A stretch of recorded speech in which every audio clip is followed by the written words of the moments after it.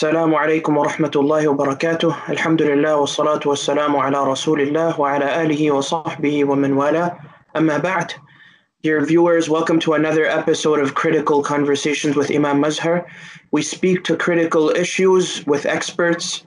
Medical doctors are in the front lines in the face of the COVID-19 pandemic, and some are disheartened by the fact that Ramadan would be spent in such a manner as well, where they would not get a good chance to devote themselves to the Almighty as they usually do. Others fear that they may even need to delay their entire Ramadan, and by that I mean they would have to delay the entire fasts of their Ramadan because of the demand in serving that they're facing. And others will feel that Ramadan is just a mere challenge for them, but also difficult. Among the doctors who are serving in the front lines is one of our friends, Dr. Saif Shah. He is a board member at the Islamic Foundation as well, and an amazing congregant, somebody who inspires the masses, and somebody who I would say takes communities from strength to strength. I'd like to give a warm welcome to Dr. Saif Shah. Assalamu alaikum, Dr. Saab. Walaikum assalam wa rahmatullahi wa barakatuh. How are you doing, Dr. Saab? Alhamdulillah, doing good. With these unprecedented times, I think we should just hang on to anything positive. So being at home, none of us sick, Alhamdulillah. Just to ask, how is your family coping with you being in the front lines amidst COVID-19? How is your schedule like when you come home, or how is your schedule like in the hospital as well? Well, basically, as you know, my description is certain shifts at a time. When we're doing that, it's basically after getting done at work, coming back, I change the dress, the scrubs that we are in. Mm-hmm. After taking a shower there in the hospital, put on new ones, and then come home, and then get rid of those scrubs as well at home, and clean up again to really just mingle with kids and family. Yeah, and at the hospital, you have to change your attire from time to time? Basically, on that scrubs, we have to wear a gown if we are seeing a patient that we suspect or is a confirmed case, then we do that. But otherwise, just basically more emphasizing on general hygiene, washing our hands after and after going in and out of the room as well. So is like wudu and salah difficult in that manner, or is it a struggle? Do you resort to, I don't know, I would say, I know you're a bit skeptical about this, but combining salah and making tayammum and whatnot? Alhamdulillah, with this time, I haven't really come across that. One of the reasons is just because of the daylight saving. I usually stay mostly in the daytime there, so I can hardly come across two prayers nowadays. After Zohar, we can easily make Asr at home. Mm-hmm. But to answer the part A of the question, no, Alhamdulillah, I'm blessed not to have an issue with having a place to make wudu and pray in my office. So are there some cases of the COVID-19 where you're serving? We had one few weeks ago. We took care of that. But the rest, some of them that we suspect are cases, they were ruled out negative. Some of them that when I left the shift were still there, so I'm not really too sure about it. But for the most part, since it's as you know, it's a rural community that I serve, we haven't really been. I would say we have blessed with not really having a lot of COVID cases as of now. But in general, why did we see a significant increase in the US as compared to, say, Canada? Were people not taking social distancing seriously and whatnot? I would say partly it's that, and second, you can't. I mean, if you take an example of New York, by the time these orders were enforced, I think it was too late for New York anyway. Yeah.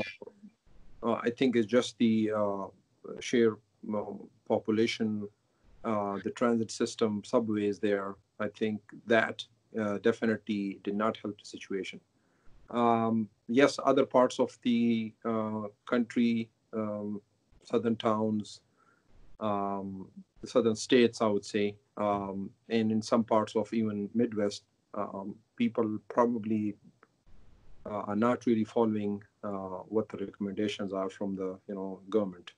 I would say Okay. so far in Midwest, down of Chicago in our area, Peoria, there are cases.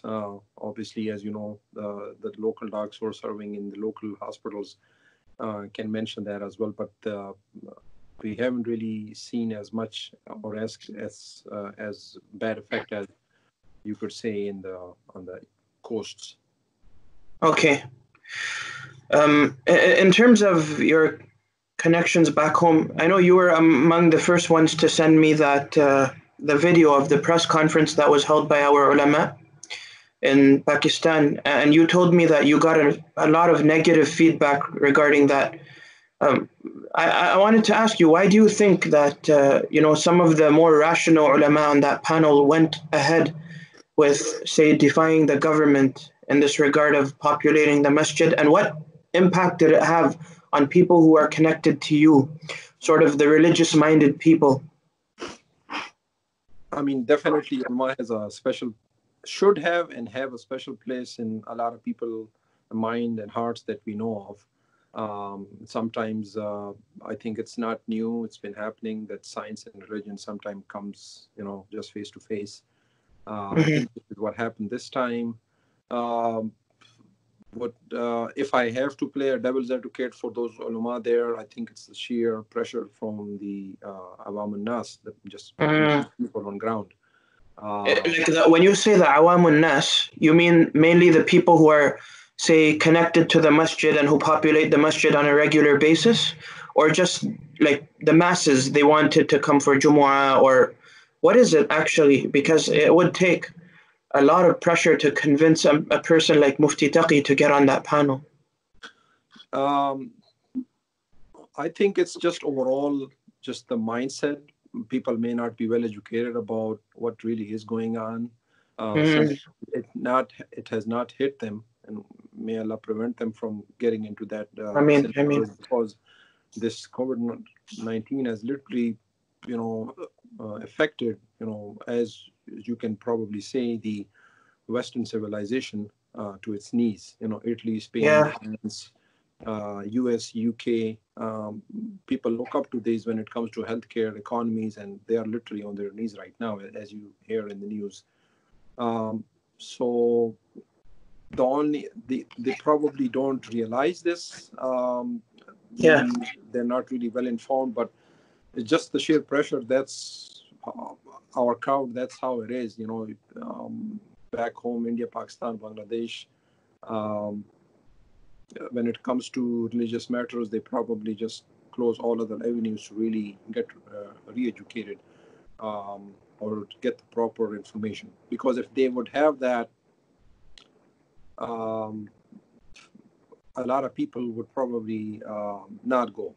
With this decision of ulama, which I personally think is definitely the pressure from, as I said, masses of people, which I also would want to add here is this is kind of the time for ulama to step up.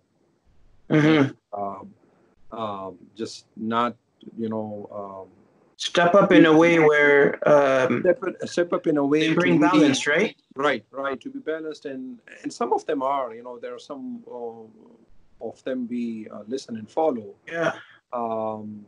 Has still say that this is probably not the best decision. But the clip that we shared and saw, it's basically they were demanding the government to do that, Yeah. and they kind of gave their opinion, Yes. which is putting the government in arts part. If they don't do, they are in trouble, and if they follow the ulama, if they follow the medical science, they have to close everything. That's an issue as well. And if they have to follow the masses of people in ulama, then they are really putting people's lives at risk as well.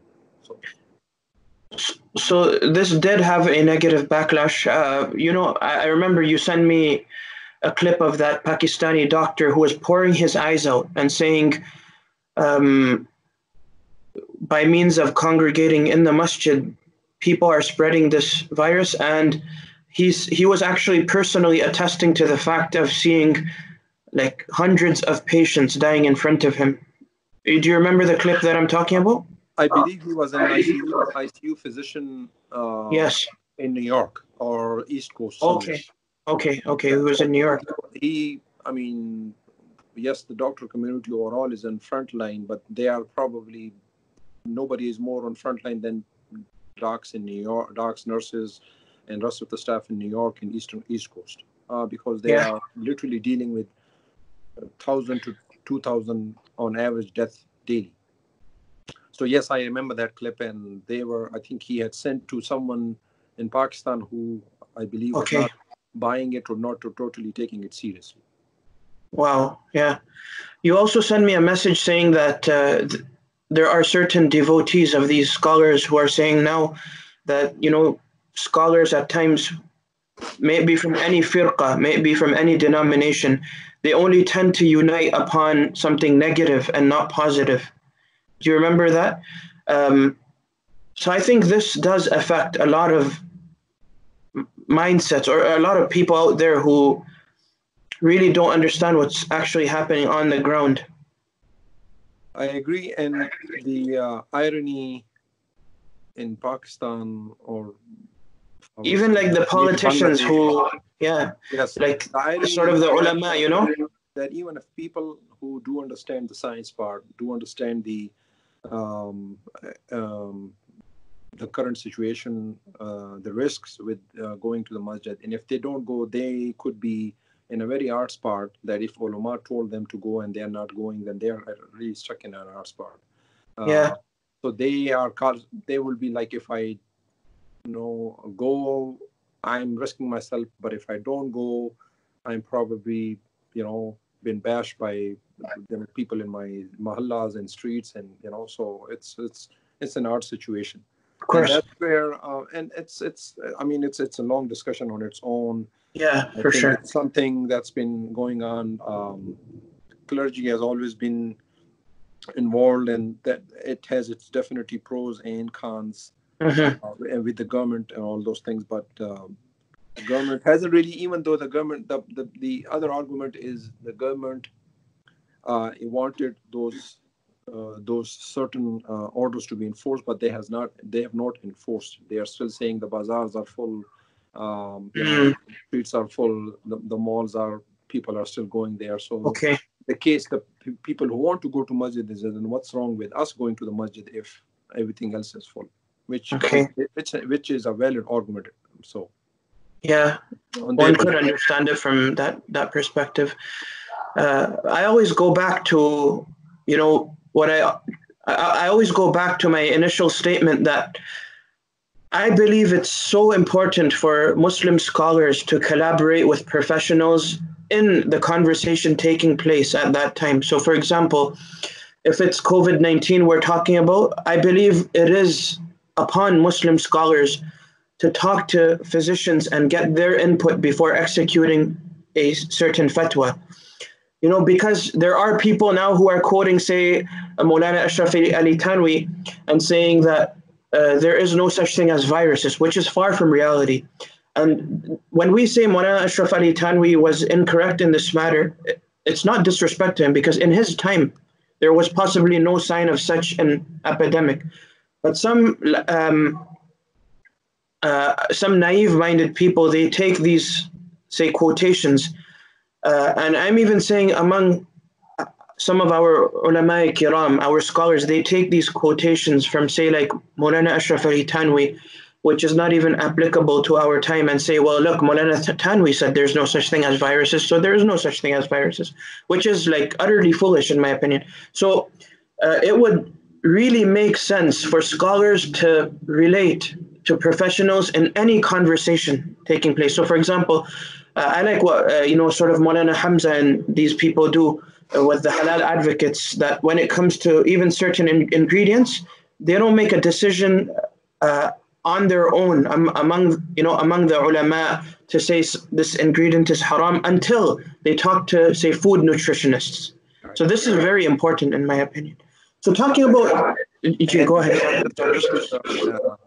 Just base on a last point on this one is I will share with you, which I just had a chance to hear on to listen to that clip on YouTube, one of the muftis, and they was really exactly saying the point you emphasized is, okay, this is our field. People come and talk to us on dini elements, and then there are times then we have to involve other specialties, like in this case, medical professionals, to really come up with a best decision that serves the community. Of course, 100%. So speaking about populating the masjid, now that Ramadan is coming up, I know you were among the people who were really disheartened initially when this executive order was passed about, say, closing faith homes or the social distancing element even in faith homes and the limitations in the faith homes. How do you imagine an ideal Ramadan amidst COVID-19, or based on the current situation of the COVID-19? Well, the ideal Ramadan is saddening. Yeah. Yes, it's saddening. We can definitely, we can be all sad all we want, but the thing is, with this current context, if we know things are not going to change the way they are, at least for some time in future, we can probably be, as our religion tells us, we have to see the glass half full. Mm-hmm. And we know if I'm saving, since we can't go to the masjid, the time that I'm saving by not going to Taraweeh, and by the time I'm coming home to coming home by midnight or 12:30, 1 a.m. as we used to do, including yourself. Yeah. Now we can probably get done, since the likes of us, most of us who are not Hufaz, can read whatever we know, read the compliments at home, and spend that extra time maybe trying to do an extra khatam in this month. If we were previously able to do one, maybe we can shoot for 2 or maybe 3 this time, or maybe take a chapter or verse and read tafsir for it. That's what I'm trying to make a goal for myself. Be more diligent about our morning and PM askar. Yeah. So these are the things that I'm looking forward to. Maybe pray Salat al-Tasbih. Of course. Yes. Usually, Ramadans are busy. We still will miss the part, and I asked of course. Yeah. I don't know if there's no way to really make up. Yeah. I told you that one could possibly just do sort of like a i'tikaf at home, but it's not going to be the same, as i'tikaf in the masjid. As mashallah, you were among the brothers who did i'tikaf last year, Allah accept, but it's not going to be the same for sure. And I like the analogy that you mentioned regarding Ramadan before our live call. If you permit me to say it, or if you want to say it, go ahead. It's okay. So, mashallah, Dr. Saab told me before our phone call that look at how Ramadan is this year. It's like that girl you wanted to marry all along, but then when you see her for the next time, she's already married.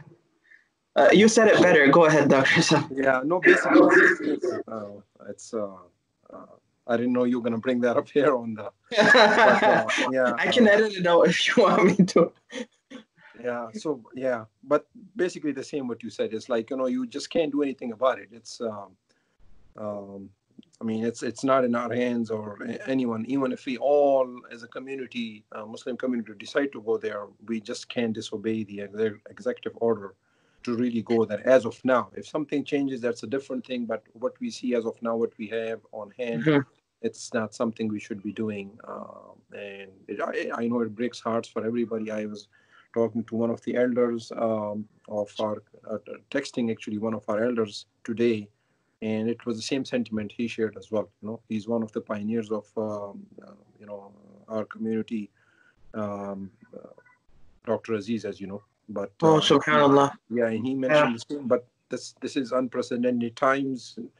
Um, in in our 40 something years of our lifetime, nobody has seen. You ask elders, nobody has seen anything like that. So there's nothing really to compare it to in history. I mean, yes, we can go all the way back to 1918 flu, and Spanish flu.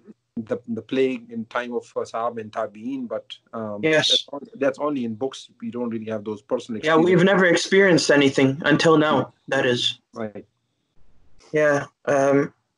So even for fasting, what would be the approach for the physicians regarding fasting, especially those who are, say, serving in mass pandemic areas? I mean, overall, if Would it be harmful for them to fast if they are sort of on ventilators or they have to constantly take certain fluids? are you talking about the physicians or the patients? The physicians, yeah. Well, those who are taking care of ventilators, obviously, if they show any signs and symptoms of sickness, they probably won't be working to begin with. This is my assumption because, number one, and number two, there was a very good, forgetting his name. I think he's based in London. Maulana, he's a physician and Maulana from London, and he was just sharing tips for all the physicians. What to do, and just to, if I can remember a few of his points, he was basically emphasizing that we should continue to hydrate ourselves as much as we can during the time when we can eat, so we are well equipped, ready to avoid headaches during when we are busy taking care of patients. Some of the comments from the physicians who are currently taking care of patients, as I quoted one of that physician, ICU doctor from New York. Yeah. It's sometimes this is not worth it for us to take those gowns on and off so they can eat and drink. They may sometimes just keep it on and just stay for hours and hours without having any to eat or drink. Wow. So they are kind of in that Ramadan fast mode to begin with, but overall, I mean, it's still it may be a little more. I shouldn't say may. It's definitely is a little more stressful who are totally taking care of those patients. But at the end of the day, physicians, alhamdulillah, going through our tough training and working on our shifts. Alhamdulillah, most of the physicians, as you know, in the community, they are quite comfortable working as well as doing the fast, and then tarawih and prayers, and still to give time to their families. So it's a little tough. It's not something that hasn't been done even by our community before, but a little, just because it's a covered patient, it doesn't really change much for you, except your anxiety level and is a little high. You just have to be careful you don't get something from them. Based on the numbers right now, do you think we can at least have an ideal Ramadan towards the end of Ramadan, or do you think we would go through Ramadan in a way where we'll be isolated? I hope this happens. This conversation we can go to later down in the future, that we kind of talk about, and we can inshallah have at least the last 10 days, if not last 2 weeks, something along those lines. We can have the masjid open and at least have daily prayers and tarawih. Of course, yeah. If not the community dinners, I personally don't see myself having the gatherings for the community iftars. I think that we are still not there. We are still away from that. As far as the daily prayers, that I can probably see maybe we just get over that hump, and plus if there's any less strict executive orders from the government to do that, maybe that can be done. I'm still kind of 50-50 on the Taraweeh. It's, as of now, if you ask me, I don't really see that happening, but I hope I'm wrong. But it is what it is. We'll kind of see. I mean, it depends on a lot of factors. We have to look at the data, Yes. in the executive order, and make Yeah. make the best decision for the community, because at the end of the day, um, It's lives that are at hand, right? yes. And as I mentioned to Dr. Amanullah as well, it just takes a sajda. Yes. It just takes a sajda. What was President Trump saying with regards to limiting 10 people into faith homes? I know you sent me a text regarding something which President Trump spoke about. What was he saying? Was that like an official statement that mosques or churches or faith homes of any kind could have a limited amount of 10 people at a time performing their ritual deeds in them? I mean, this is I don't know how much we should talk about that, but Okay. we cannot trust what he says, or we can trust what he says. It's not really sure. I think it was just a comment. I think it was more of something he would wanted.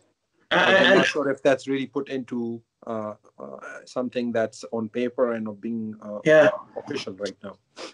Yeah, and another comment which hit the hearts was, the sort of retweet that was done by the president when the majority of the masjids were abiding by the law, and they were talking about an ideal Ramadan, by not populating the masjid amidst COVID-19. So that sort of causes division as well. Especially in this sensitive time, people's emotions are high, and retweeting something like this. Basically, the tweet was from one of the people saying, because since the laws was enforced for Christians not to attend churches during Easter time, he was making sure from during the coming time of Ramadan, all the masajid should be closed as well. Which, but that was the plan anyways for majority of the masajid. And the comment was made by Sheikh Bradford. Yes. One of the sheikhs from Texas. That's being followed anyway. All the masajids are abiding by the laws that are forced in their respective areas. So that, as you said, that's just divisive, and whenever somebody at this position, being the leader of the world, just incites nothing but hatred. Yeah, division. Yes, it's all about othering people, which should not be happening at all. And he sort of rectified his statement in that press conference, but at a mass level, these statements do harm certain people. I know you're sort of a nutritionist guru, Dr. Saif, so I'm going to ask you about Ramadan in terms of in the face of COVID-19. If somebody wishes to fast, and of course, majority of the Muslims would fast without fear, even in the face of COVID-19. What kind of a diet should people sort of resort to? I know some people were saying cold foods, like we have the faluda and these desserts and whatnot in Ramadan. That might be harming one, or it might make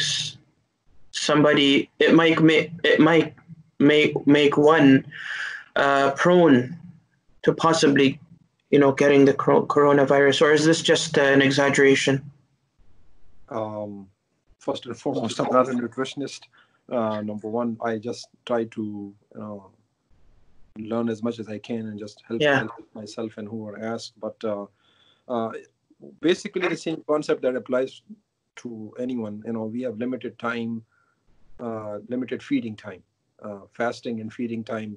We are almost 15 hours of fasting. a good part of the feeding time or the non-fasting time kind of get it's spent in sleep as well. So we don't have much of time. And after iftar, you cannot just have 2, 3 heavy meals one after another. So Yes.